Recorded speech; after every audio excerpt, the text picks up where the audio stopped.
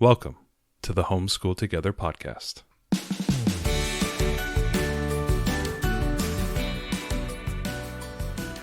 Where one working mom and a stay-at-home dad help you navigate the nuts and bolts of the growing and dynamic world of homeschooling.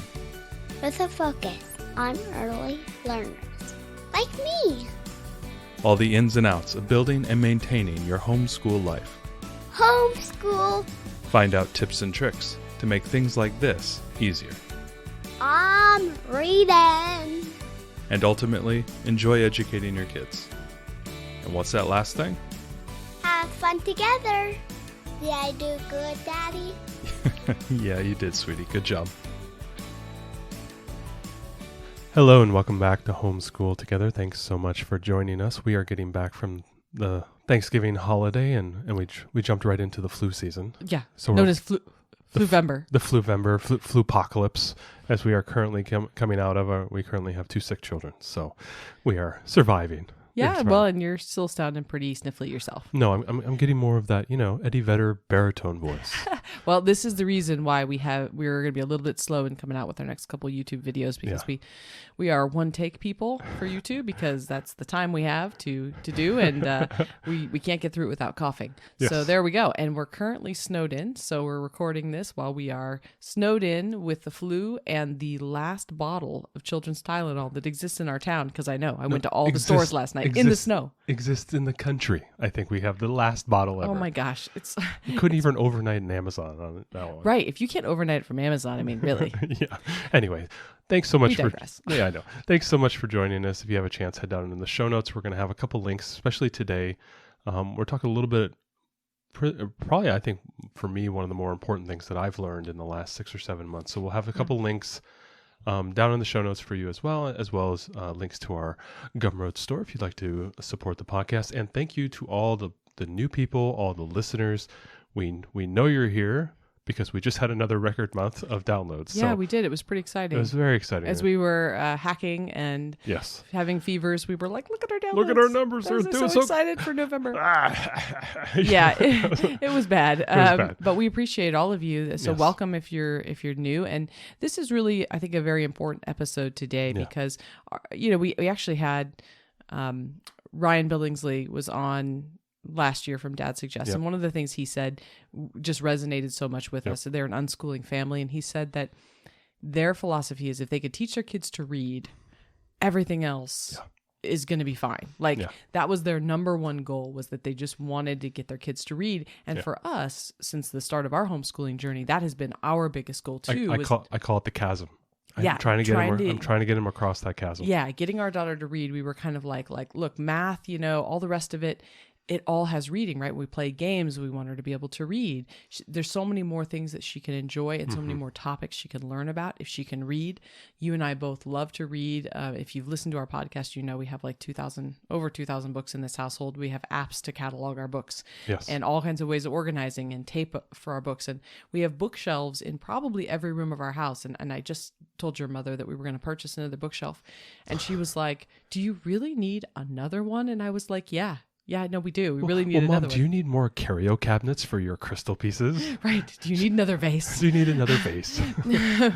So we need another bookcase because we're continually getting more books and enjoying more books. And that's just, it is our family's love language is books. Yep. And so for us, getting our daughter to read has been just this huge project that you've been working on. Our daughter just turned 7. She's been working on this since she was just shy of 5. Yep. And this has been something we decided to go with All About Reading as our main reading curriculum because we did a lot of research and we felt we tried Logic of English, and that was a little bit too complex even for us. And you're a writer and we both have upper level degrees, and we were like, what? When we started Logic of English, it just didn't work with our brain. So we thought, okay, we'll do All About Reading. And All About Reading, as a bonus, is what they recommend for readers who are dyslexic. Yep. They use All About Reading. So we were It's like, heavy phonics based. I mean, it's pretty much phonics based. Right. So we were like, this is great. We'll use All About Reading. And if she happens to be dyslexic, no problem, because we're using this anyway. So this was a great comprehensive reading tool, right? We chose Right Start Math because we felt like that was comprehensive for math. We chose this because we felt it was comprehensive for reading. And we thought, great, we're going to start out and everything is going to go great. And it didn't go as great as we wanted it to, even though our daughter is very excited. She wants to read. Yeah. We really struggled with it. And so you undertook it this year as your kind of personal mission to figure out, okay, I'm doing the curriculum and we don't want to change curriculums. This is a good curriculum. We like it. It's working. But we're not really It felt seeing like the progress and going across that chasm the way we Yeah. wanted to. It felt like there was something missing. You know, when you're doing the All About Reading and you're reading to your children every day, you're doing this kind of a phonics program, whether you're doing Explode the Code, Logic of English, things like that, where you know, All About Reading, where you have a phonics driven program, there is still this giant leap to go from, you know, the Batman tool belt of having all these sounds, right? I can just pull it out. Okay, that's an S, that's a S, oh, that's a T, that's a T, right? And you could see them do this kind of choppy nature of reading. And you think, oh, once they learn how to phonetically sound out the words, they'll just kind of blend together and they'll just start running with it, right? Right. And you just don't see that. And now we've heard the stories from some of our interviews, you know, where the kids just pick up reading and it's magic, right? Right. And our kid basically takes math that way. She does. Just picks up math. So we do understand that I that's totally- totally a legit thing. I totally and- grok it. It's just we have but not it hasn't happened for us. we haven't seen that on the reading side. And we've heard from a lot of other parents too that they have also struggled with teaching their children to read. So Yeah. you wanted to get out there and look at some other research Yes. about how to get her to be reading fluently Yeah. and starting to part of the problem about phonics when you sound out every letter is that you don't enjoy what you're reading enough. Yep. And when you don't enjoy it enough, it doesn't give them the intrinsic motivation to want to keep reading. Yep. So we were really having this struggle between like she was doing it but she wasn't digging it. Well, and we were doing all the exercises in All About Reading, and none of this is a knock on All About Reading. Kind of No. the idea of what we're going to be talking about today with reading fluency and a lot of the tips and tricks. It's kind of like, you know, reading fluency or how I learned to teach my child to move past phonics, right? Right. And we Phonics is like necessary though. I mean, Absolutely. it's absolutely Well, necessary. It's kind of it's the weird joke, you know, there's that tension in the learning community or in the teaching community where they say, well, adults read by sight reading, right? We don't Right. sound words out. We just see until we come across dinosaur until names. we hit the dinosaur and names. then we're like, all We're right, really phonics. struggling, yeah. we're right in the middle of dinosaur You know, names or now. if we're reading a Spanish word or something like that, we want to actually read it phonetically, and you know that's great. But then also, you know, they need to know how to sound out the word. So there's this tension between like phonics and sight words, and you know which one should you focus on, and this and that. So I totally understand. You know, you're trying to teach them how to sound out words, but then once you teach them all the sounds and you teach them how to blend the sounds and start to do this, we kind of want to just rush to the point where, okay, now you're reading like sight words. Now you're reading like the rest of us. Right.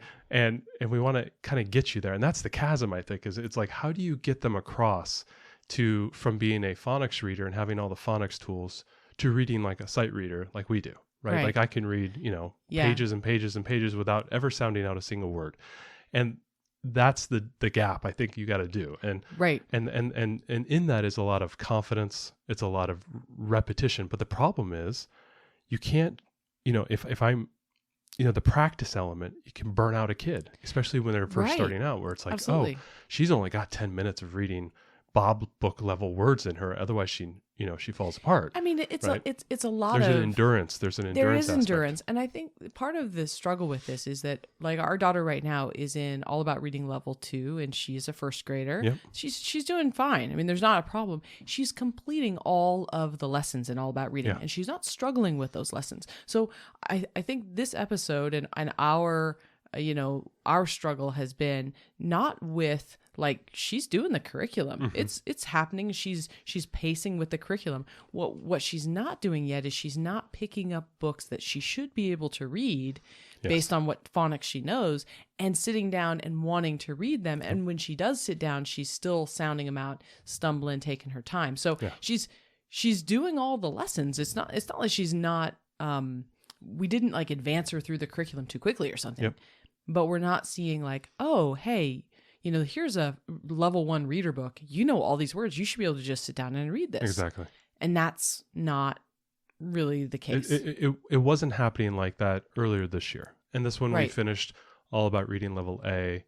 Level one. And then we took a break and we just did some readers, and we did readers and we did a bunch of Explode the Code. Bunch of Explode the Code. Which was good. More review, just trying to drive in that, the confidence. That was what we thought it was a confidence thing. And we thought that we were maybe like, well, what if we're moving too fast? And what if we just slow down, give her more repetition? The people at our parent partnership, the teachers and the reading assistant teachers there were saying, hey, just don't worry about it.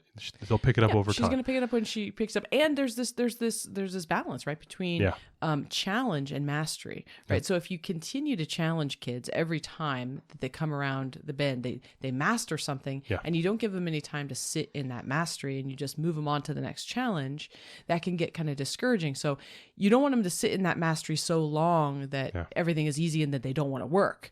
Right. So there's a balance there. Mm-hmm. And we were like, well, maybe we'll let her sit in her mastery for a little bit. We'll just review. We'll let her sit in mastery. And hopefully this will happen. And it did help, but it wasn't kind of the key. And we have found, for us anyway, what has really worked. And we've seen some huge leaps and bounds this year. So we wanted to talk with you about all the research Matt's done about reading fluency. Okay. So first of all, I'm not a super expert in this.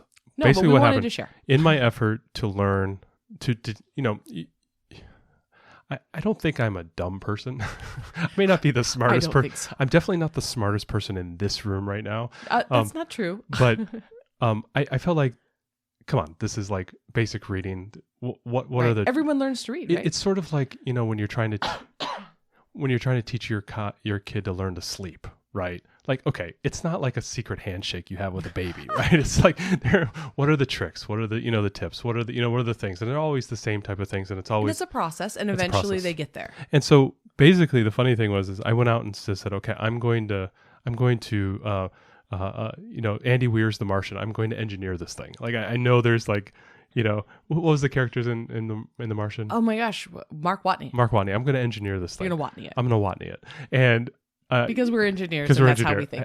Everything is a problem to be solved. And when the teachers told us at the parent partnership, just go with the flow, it'll happen. Our engineering brains went short circuit. Right. So, not that we don't try to go to the flow, but this is what you found, and it's been really helpful. Yeah. So basically, I first thing I found was there was a podcast. Everything starts with a podcast. The Science of Reading podcast, and I'll put a link to it in the show notes below. Specifically, I hit like episode 4. There's like 7 seasons now or whatever. I haven't gone through all of them yet, but the one that really caught my eye was when they had this guy named Tim Razinski came on and started talking about reading fluency, and it got me like totally hooked on what he was talking about, because a lot of it sounded very familiar in the sense that I played a lot of sports, growing up, and I'm about to embark. About to be Coach Matt in basketball. But it's gonna be adorable. So no, it's gonna be horrible. and so anyway, I saw what he was talking about, and it sounded like, oh, these are great techniques that you can do to drill, and this reminded me a lot of sports. Like, okay, to become a great shooter, you got to shoot. To be a great golfer, you need to hit golf balls on the range, right? You need to practice, and doing all the exercises. They were great, but I felt like I didn't have the right techniques in doing the drilling and doing the exercises with my daughter. Now, I was doing the ones that All About Reading was doing, and they do these as part of All About Reading, but I just didn't have the idea. I didn't realize that I needed to do more of those things as opposed to go to look for some other secret sauce. And what he talked about, he basically started talking about reading fluency. I was like, okay, so fluency, I printed out fluency strips. I said, okay, it's the What is a fluency strip? Just basically, for folks who don't know. A fluency strip is basically a string of words. It could be nonsensical in the sense that it doesn't really make any sense they're reading. The sentence doesn't make sense. But it also could make sense. And it depends. I have fluency strips that are both. And a lot of times they are very simple words, CVC words, maybe 4-letter CVC words. And they have similar endings or similar beginnings. Right, they're variations on each other. And what they're trying to do is get the kid to read with speed, be comfortable to switch between similar words, similar letter sounds, words that rhyme, and be able to move quickly and begin to see the whole word as a word, as opposed to each letter within the word. Right, and we printed these out and took them in the car so that we could do them while we were driving. Exactly. And so he was talking about reading fluency, and I was like, okay, so I've heard a lot about fluency strips, And I tried to put those into practice. Didn't really see a lot of great gains on those, but I was like, okay, the fluency is what I'm looking for. Is that idea of basically physically reading the text, right? But also comprehending that text. Right. We noticed this. Yeah. Our daughter would read through the stuff in All About Reading, Yeah. and she would technically read it correctly. And But you'd ask her what happened, and I she's have like, no idea. Right. She's looking at the pictures to tell her what happened. Exactly. And basically the key features when you do reading fluency in a good way, you have basically speed and accuracy. So you're not only reading fast, and the comprehension comes with that, but also you're reading accurately. It means you're reading the right words. Right. And you're doing that with speed. So some school districts, focus heavily on speed, and they just want the kids to read super fast. But a lot of times they don't even know what they're reading. They're just reading fast. Some people focus on accuracy, and the kids don't read very fast and everything. And when they don't read very fast, then they don't get the whole meaning. I mean, she wouldn't get the whole meaning of a sentence, right? Because she's reading so slowly. Yeah. By the time she gets to the end of the sentence, she's forgotten all the beginning words. Exactly. So, you have the speed. Speed's fine. We all understand how fast you read, right? The accuracy, there's a technical term that they use. It's called automaticity, where you're like a robot, right? How accurate can I be? Can I read that word correctly every single time? And you see this a lot of times with some of the simpler words when they're first starting off, like, and, or the, or can, or dad. Simple words that they've seen a bunch of times, they start to read those. That's when you start to see that they're seeing things as sight words as opposed to sounding them out. That's the automaticity. Like they're actually... they're not having to occupy their mind to read the words. They're able to move through and use basically these kind of low-level details and just use an automatic response to read to it. And right there, that whole idea of speed and automaticity resonated with me with respect to sports, right? It's like, do the same drill over and over, and all of a sudden when you're in the game, you don't even think about it. Mm-hmm. Right? It's like, oh, I get the ball in the post, I make a quick move, I do a pump fake, and I go right to the basket. Didn't even have to think about it. Right, because I have practiced that move over and over again. Now you're doing it accurately and now with speed. With speed, and you can pull that analogy forward from, say, the practice court to sitting down and doing your lesson with your kids, and then all of a sudden they get a book that they've never seen before, and everything works. Right, so the speed and automaticity is there for them, and the experience is there that they can go ahead and run with that. The thing that Tim Razinski found, or his wrinkle, he calls it the art of reading. He calls it the art of reading. And his fancy word is prosody. And it's the idea of performing the language and the idea of performing or repeating it out in an act of enjoyment. And so the idea that you want to do is basically have the child enjoy what they're reading, right? A lot of times we just sit there and we just read the passage or whatnot. But there's no emotion in it. There's no connection. There's no excitement or enjoyment. And one of the things that Tim always likes to talk about, and we'll talk a little bit about some of the efforts, but he likes to bring in poems that are fun, that can be acted out, or little pieces of text or songs that they can sing, right, while reading, right? So that there's this enjoyment. I saw a guy on a YouTube video the other day that said, how many people have they've read a book more than 10 times in their life, and a bunch of people rose their hand. They said, could you recite me one page from that book? And nobody could do that, right? How many of you have a song that's your favorite song ever? Could you sing me those lyrics? And they all said, oh, absolutely.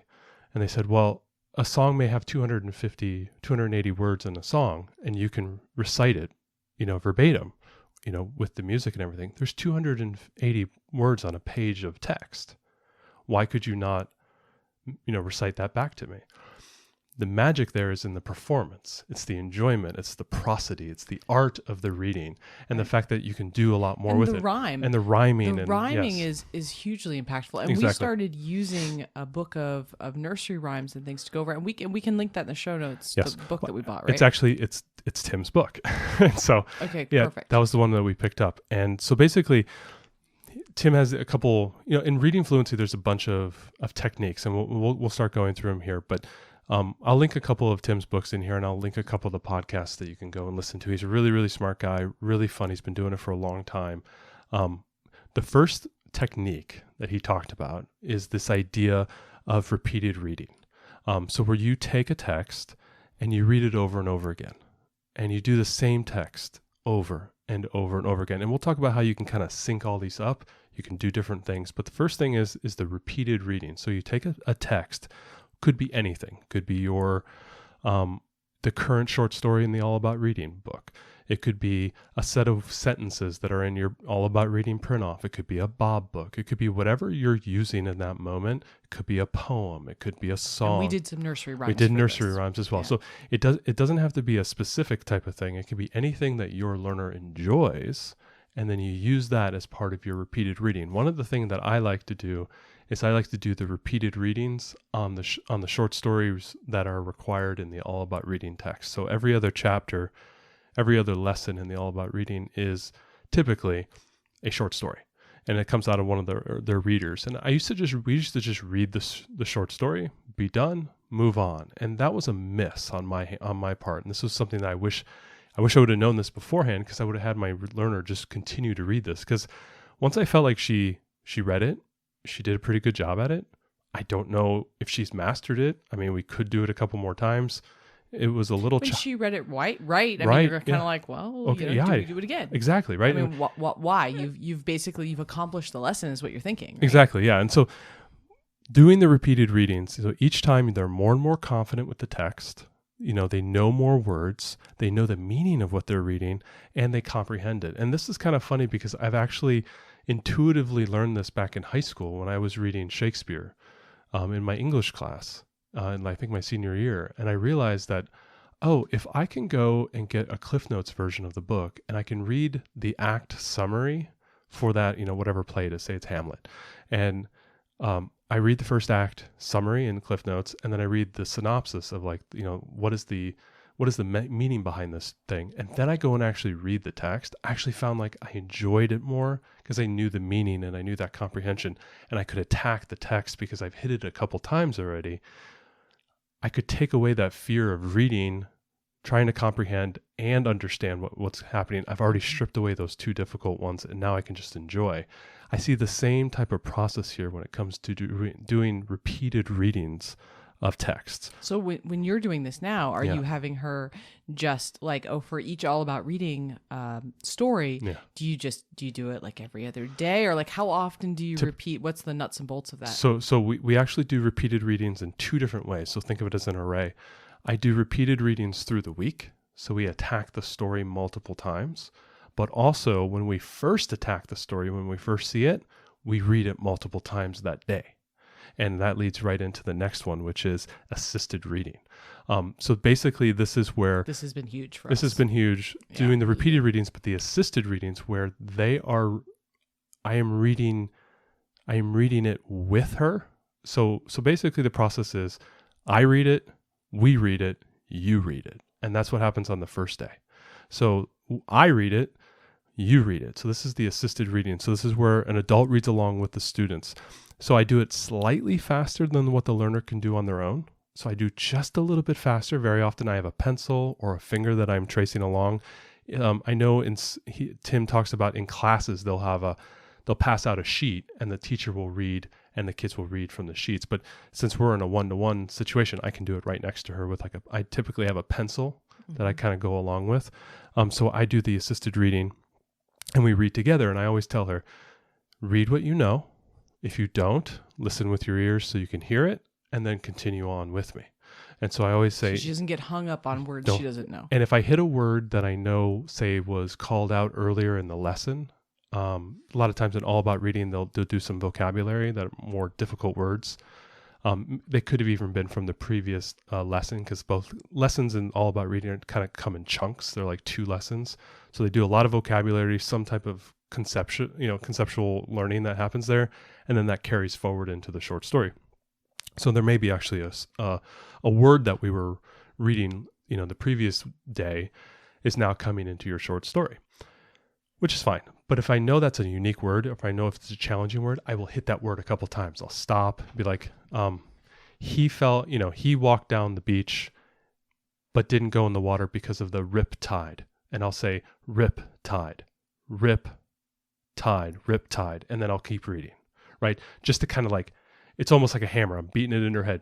This is a tough word. Pay attention. Hit it a couple times with me. The first time she might not even say it, but then the second time I say it, the third time I say it, all of a sudden I hear her saying the word with me, and she's following along with the pencil. So she's seeing the word, she's getting comfortable with that word. And I think that this assisted reading has really taken away some of the Anxiety and fear with reading, because the first time that you sit down and open a new book, you're going to read it. Yep. And so she just has to sit back and listen and enjoy the story. And then the next time, she's getting to participate as much as she feels comfortable and that she knows without, our daughter definitely gets some performance anxiety having to just read on her own. And so that second read through, she's getting to kind of, follow along with you. She's getting to step in without any fear of, performing and missing something. There's none of that. But it's also then not only do you would think, because I'm stripping away and making it a little bit easier, because we're doing this, they call it also choral reading, where you're kind of reading choral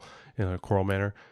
It's not only that I'm taking away that anxiety, I'm giving her the confidence to then read. Right. When she reads that last time, it is really pretty amazing, because she it's not that she gets every word right away, right? No. She still sounds some things out and all of that, but she doesn't get discouraged the way that I used to see her. We used to see her, and we're not talking about like, last year. We're talking like 6 months ago. She would get discouraged before we started this. And so I guess this is good to say at some point here, is we have been doing this for about 6 months, and we've waited to do this podcast because we weren't sure, like, if we wanted the proof to be in the pudding, and we've really seen such a good change. So that this is this year and the things that we've seen after doing these techniques. And then leading into it, just beyond that, you get into what is known as echo reading. And this is where a teacher reads a phrase of words and the student then echoes them back. So this doesn't happen as much with respect to when I'm doing the reader. But a lot of times it happens when I am doing like shorter sentences that are a little bit more difficult. Say in a book, or if I'm reading to my daughter and I know there's a sentence that I know she can read, I'll read the sentence and I'll say, can you please echo that sentence back to me? And so she listens and then repeats back. Sometimes I do this with our curriculum as well, where there's a little bit more of a challenging series of words. She will then do that echoing back. I also like to do echo reading. This is the third topic, is the echo reading. That I like to do it when there's a series of words that have kind of a cadence and everything, and like dialogue or something of that nature. Or I'll ask her, how would, we're reading the second graphic novel of the Dragonettes, or the Wings of Fire series. And I say, well, how do you think Queen Coral would say this line? She goes, what line? And I'll say, don't touch my egg, blah, blah, blah. And I go, is that how you imagine her saying it? No, I imagine her saying it like this, and so you can do some fun echo reading. And I said, can you see where she says that right here? Can you read it? So read it like Queen Coral would. And she goes, okay, I don't touch my eggs, blah, blah, whatever it is, right? Right. And she's starting to perform it. Starting to do that performance. So you have this repeated reading, choral reading, or kind of a group reading, echo reading. And then that finally gets into the one of the final ones is kind of chunking. And so when I'm starting to do the echo reading is a great introduction into chunk reading, because it's kind of funny. There's a third step beyond phonics, sight reading, and then it's chunk reading. Because the way we read, you and I read, is we read 3 or 4 words at a time. Right. Because I can read a sentence, look up, and continue to read that sentence and look down, and because I can read to my daughter and see how she's reacting, and never lose the cadence of what I'm reading, because I'm reading chunks of words. Yeah. And so when I'm doing the repeated reading and then the choral reading, once I've kind of mastered the echo reading, I kind of remove that and I slot in the chunking reading, where I start to read in a cadence. I think I read once that like all of Abraham Lincoln's speeches can be read in like a 3 or 4 word cadence. Like he wrote in that kind of like pulsing manner, and it's very compelling in the way he wrote his speeches. When you read in that kind of that chunking manner, you can kind of feel like there's a heartbeat with respect to your reading. I try to start doing that when I do my echo reading or my first read to my daughter. I'm trying to read in kind of that pulse, where I'm trying to teach her how to manage her breath, manage the words, and then keep moving forward. Especially when it comes to things like dialogue, which is really a spoken thing. You got to have a good pacing there. So they have this idea called chunking reading. So that's where you just take a sentence and you read it in chunks. Now AAR does this. They give you these print off sheets or part of their binders where they say there's a 10-word sentence. They'll have you read the first three words. Then the next line is the first 3 words plus the next 3 words. And then the next line is those 6 words plus the last 4, right? And so you can chunk read those sentences. So that's another way to do that. But also that chunk reading is a way to get the cadence to repeatedly read the same word over and over and have that confidence so you don't have to sound out those words. I found this to be very helpful to her. I wish AAR had more of this in their books. They tend to have 4 or 5 of them per main lesson. I wish they had 10 or 20 of them because they're really, really helpful. We didn't really understand, and she was just reading the final sentence. She was like, oh, I can read all of this. I don't have to read this in 3 words and then 5 words and then 7. And now that we understand the principle of it, it's like, no, read this in chunks. So that by the time she gets to the end, she's reading it very confidently with good understanding. Well, and it's kind of funny when you do chunk reading, you're almost kind of incorporating a little bit of echo reading because they're hearing what they're saying. They're hearing it multiple times, right? And they're doing the repeated reading at the same time, right? So they're, they do that same thing 3 or 4 times. So I think a lot of these techniques sounds like they really stack upon one another. They do. They really do stack. And out of these methods, you can really pick and choose which ones you think, works best for you. But you'll kind of blend all of them into a certain technique that works best for your kid. And that's kind of what I did. And we'll talk a little bit about that at the end. But basically, so at the end, chunk reading becomes basically a memorization game. It allows you to start to read those words as if they're sight words. And that's kind of that bridge to give them that experience of doing what, one of the things I always heard about in sports we always did is a team that doesn't practice winning doesn't know how to win. One of the things I always heard is some football teams will practice a 4th and goal play with 2 seconds to go. And if they get it in, the whole team celebrates like they just won the Super Bowl, right? And you gotta practice winning so that you have it in your mind that you can do those things. Right. And so when you do these type of things with reading, the chunk reading, the echo reading, the repeated reading, the core reading, they're starting to do the techniques and the actions that you want them to do eventually, which is just read the words, right? Like sight word reading. Have that confidence. Just do it, right? You have all the tools you want, but they just don't have the confidence. They don't have the experience. What I like about all these methods here is that it removes a lot of the risk, the fear, the anxiety that the kids end up having that kind of hold them back from really doing the thing they know they can do. That maybe those kids who pick up reading really well, they have that confidence. They just run right into it. Maybe their brain can just see multiple words at a time, or they can see the whole word and they just get it. Right? It was one of the things for our daughter where she definitely was doing it and she seemed to be fine. And we would just say, hey, if you just, don't get discouraged the first time you don't know a word. Sit there, try to figure it out, then come ask us if you need help and we'll get you over that hump and then you can keep going. Yeah. But she would hit that first stumbling block and just totally shut down and lose all of her momentum and confidence. And so these techniques have really helped her. And one of the things we've started doing too, to pair with this, if you're doing any early readers with your kids, you'll know that those step level 1, 2, whatever, they don't work very well with phonics. No. They're not very decodable, and you will find some crazy words in what would be considered a level 1 book. And that's because they're meant to start, inferring from the picture and kind of sight, read and kind of figure out words. And so that's really hard when you have a kid who's phonics based and they're trying to, add them all up. So one of the things that we've started doing is getting those early books, but getting books that rhyme. Mm-hmm. And I've really seen a big improvement in her individual desire to go out and read based on knowing that it rhymes, gives her little clues as to, and I think she sees that confidence. And every time she makes the rhyme, she's like, yeah, it's in the Dragons of Fire graphic novel. The first one, there's a prophecy and it's all rhyming. Yeah. And so she was reading it and she was so excited. Every time she did the rhyme, I could see her in her brain going, cha-ching, cha-ching. Like, I got it. I know I got it because it rhymed, right? Exactly. And so, well, that's a perfect lead in. So we've talked about the repeated readings, the choral reading, the echo reading, the chunk reading. And now you get into the thing that Tim talks about a lot, which is the prosody, and getting into that performance aspect, or in essence, using poems and songs, things that rhyme or things that have kind of a natural rhythm embedded within them, and use them to help guide your pacing and to help to guide the confidence of the reader, because they can kind of anticipate, right? The kids are smart. Like, they can anticipate, they constantly want to guess what that next word is from the context. And sometimes you're like, oh, I know you guessed that word, and you guessed correctly, because 2 words later, instead of reading context, you read like, I don't know, some crazy word, right? Like, you didn't even get close, because you were trying to guess what that word was.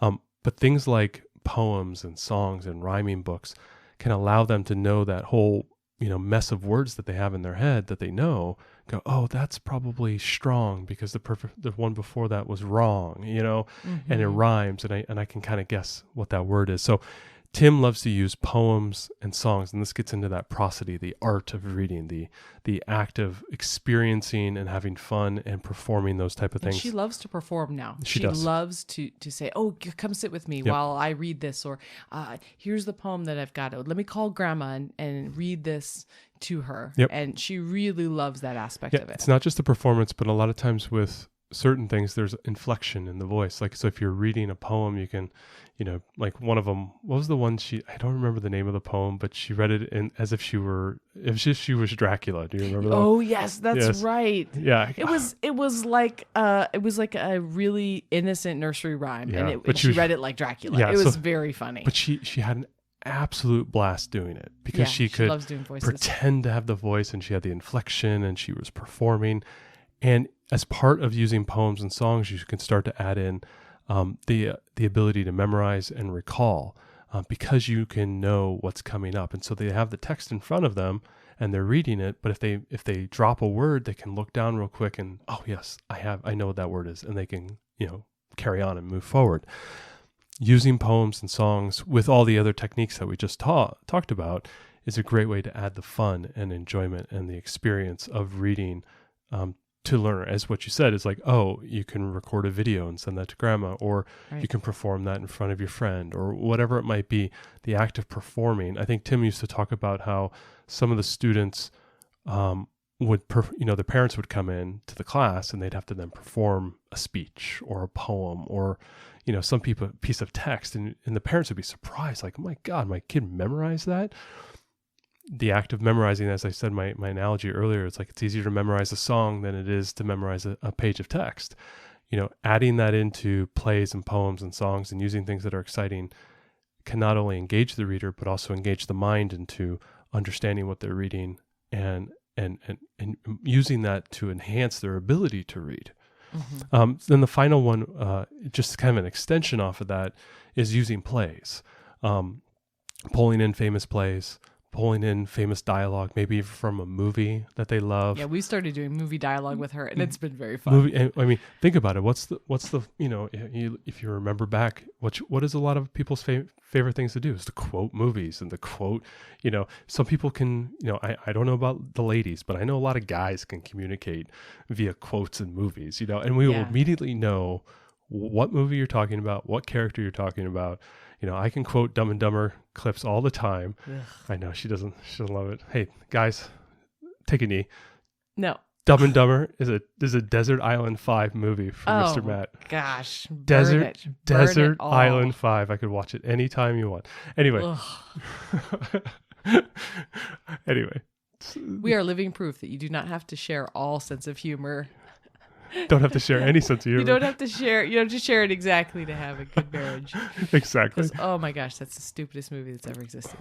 Yes, it tickles my funny bone. I don't know what it is.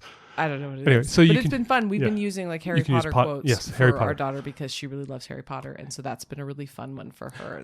Another way to do it as well is to tell funny jokes or dad jokes or type of puns and things of that nature. So knock jokes. Our daughter loves the knock joke. What's the great joke right now that both of our kids know? At the library, I gave a talk about dried grapes. Someone say I was raised in awareness. That's adorable. Come on, that's pretty adorable. That's like a classic. That's classic. Anyway, I stole that off of a TikTok YouTube short channel, and I'll go ahead and put that in the show notes. So, I got to give credit where credit's due. That's not my joke. But anyway, like using plays, using dad jokes, using funny jokes, those are all great ways to kind of, enhance the experience, enhance that memory, and bring larger text to life. So, telling a complex joke like that is way more it can be way more difficult, way more challenging than, say, reading an early reader, right? Because it kind of combines a lot of things where you may have some complicated language, but also you may have some slight comedic pauses or whatever it might be, or even in the performance of, a famous, play, right? Like you imagine someone getting up there and doing the Mark Antony speech from Julius Caesar, Romans lend me your ears, right? Brutus was an honorable man. I'm starting to think that Brutus was not an honorable man. But anyway, so, if you can do famous things like that, and it kind of brings that memory. Reciting plays and poems was something that was done a long time ago. And I've heard some stories, old stories about people, when they were in very dark times, having that recall of those famous poems and famous, soliloquies from plays and whatnot, keeping them entertained when they were in kind of a dangerous time or whatnot. So having the ability to recall kind of big blocks of text was an old skill that I think we kind of lost. And so they're kind of in essence, kind of think about resurrecting that as kind of a way to enhance your literacy, enhance your fluency with your early readers. So hopefully those techniques made a lot of sense. Hopefully they were clear. I will go ahead and put a bunch of links down below. But basically, I want to just give you what's Matt's method. So what have I been doing? How do I incorporate all of these? So basically, for any new text or any short story for the last 4 or 5 months, nearly every day, I do the following thing with my daughter. Whether it's a day where we're doing some conceptual learning, I'll have her read a little bit of a short story. If it's the short story lesson and we have a short story to do, then she'll just read that short story. But basically, I always tell my daughter, I go, okay, I'm going to read, we're going to read, and then you're going to read, right? Very simply, I do the reading. That adds in the chunking. I do a lot of chunking for the difficult words. I do the repeated reading, and I do the echoed reading. Echoed reading actually is the next one. When we read, we do a lot of echo reading. I repeat those words a couple times to get her past those difficult words, and then she reads it. Now, that'll be the third time she'll have heard that story. When she jumps into the text, she may slow down a little bit, but I notice that she's able to progress all the way through. She understands what's happening in the story. She's heard the words before. She's able to recall that complex word. When she gets stuck on that word, like riptide or whatever it might be, if she had some compound word that she needed to learn, she's able to recall that quickly because, it's in the forefront of her mind. And she has the confidence to get to the end. Now, this is where the rubber hits the road. You may think, you're just reading it 3 times, so she's just memorizing what she's reading. I'm not reading 1 page at a time. I will read the entire story, which may be 10 pages.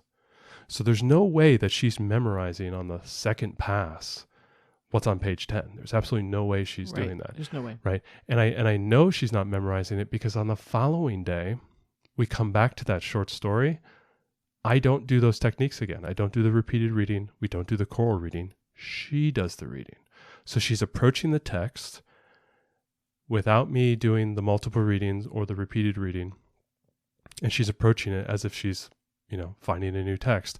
She'll have to pull back from her memory what she read yesterday.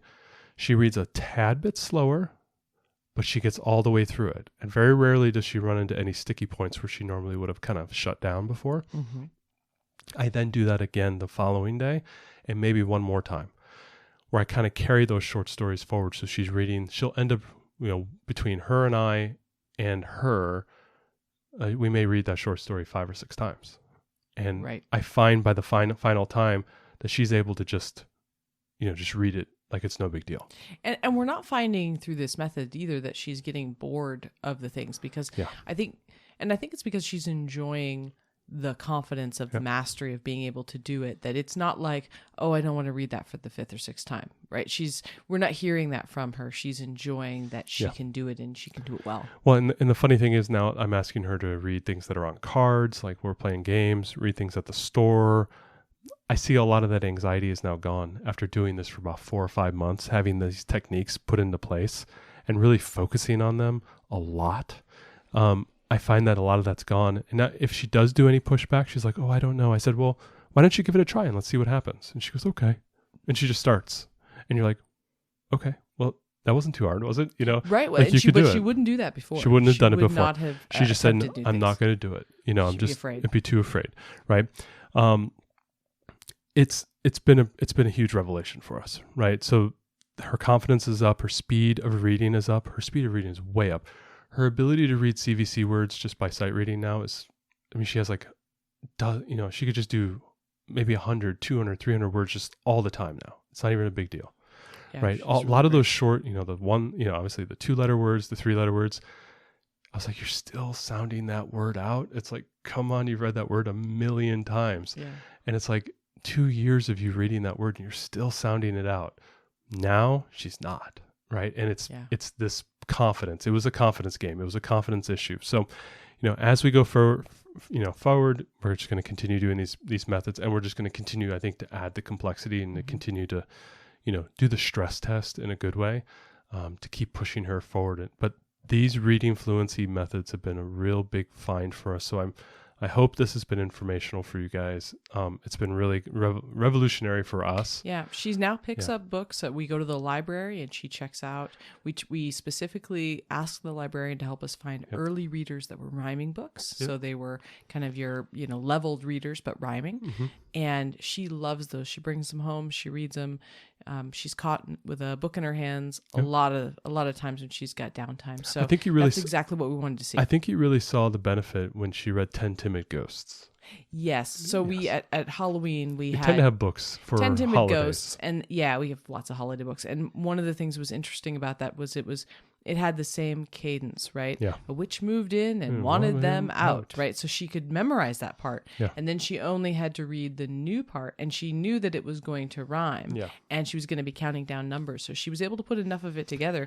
She must have read 10 Timid Ghosts 30 times. Yeah. She did it on her own for fun. I remember the first time which was fabulous. it happened. Were we in the car? We were in the car. And I kept looking at you, and you kept looking at me like quizzically. I'm like, yeah, she's reading that. I'm like, this is what she does now. This is crazy. And right, we it were was just pretty amazing. We were pretty amazed watching it, and This is what we wanted, was because she's loved books since she was able to hold a book. She's wanted to look at the pictures. She's wanted to be read to, but we weren't seeing her wanting to pick up books on her own without us being there to help support and read.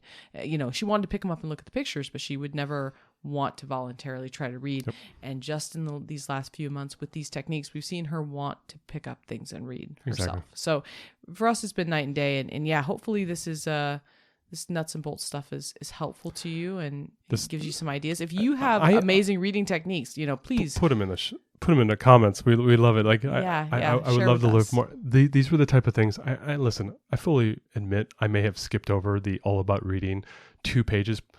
Please read this. Reading fluency is most important thing. You probably read it and forgot it. I read it and forgot it. Who knows? But not hearing these I would have loved to have known somebody to sit down and say, "Hey, Matt, come here. Let me tell you the secret. These are the things you need to do. Do all the things that the curriculum has, but make sure you put these things in practice as your typical, you know, method." It's like, yeah, you got to dribble the basketball, but we need to practice the offense.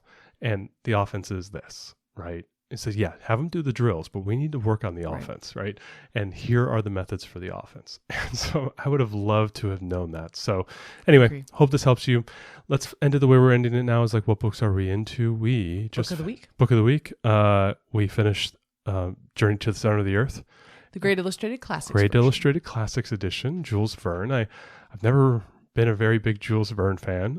You're not a Vernian. I'm not a Vernian, something like that. But this was so we're doing our prehistory lessons right now, and we decided to try to add some chapter books into the mix, and we said, well, you know, Journey to the Center of the Earth kind of has some dinosaurs in there. Yeah, we thought, it was an excuse and they're going underneath the earth, and they're going to pass some fossils and stuff, and it did, and so it was kind of. I mean, you know, it was a loose connection. It was a very loose, but it was a fantasy thing. But we thought, hey, this is fun, and we have this Great Illustrated Classic. Let's check it out. And it was actually a really fun little read. Now, they spent the first half of the book going through tunnels and stuff. I thought we were going to get to the dinosaurs and the underwater, world a lot sooner, but eventually we got there. But it was cool. Yeah. My daughter was, hey, Dad, we got to keep reading Journey to the Center of the Earth. We got to keep reading. We got to keep Yeah, reading. she was actually really into it. She really, really liked it. She enjoyed it. And what's really cool about those great illustrated classics, there we got a lot of the hardcover versions of them, and we can admit thrifting. You can always see them. They're the white bound books. They stand out a lot. The red lettering. Yeah, the red lettering. So they just stand out. So you can pick them off really quickly if you see them. We have I think 40 of them upstairs. We have a lot of them upstairs. I'm currently reading the Christmas Carol Great Illustrated Classics right now. You're doing the now. Christmas Carol one? Yeah, I think read that last year. Our youngest has 20,000 Leagues Under the Sea. So in her room right now, she's been looking through those. Every single page, well, basically every spread has an image, and it's really, really fun. So they're black and white, but they're engaging enough. Absolutely, and you can read them pretty quick, and they're essentially an abridged version of the story. Thank God, some of the stories that need to be abridged there, but it was really good. She loved it. She wanted to look at the pictures all the time, and the chapters were pretty short. It took about, I don't know, less than 2 hours to read, so it was a great little sit. And we enjoyed it. And so we just wanted to recommend pick up your Great Illustrated Classics at your local Goodwill. Yeah, we'll put a link in the show notes for it. Thanks so much for joining us today and making us a part of your homeschool journey. Please engage with us on social media. Join our Homeschool Together podcast group on Facebook and find us at Homeschool Together Podcast on Instagram. We'd love to hear your feedback, questions, and recommendations. Until next time. Happy homeschooling!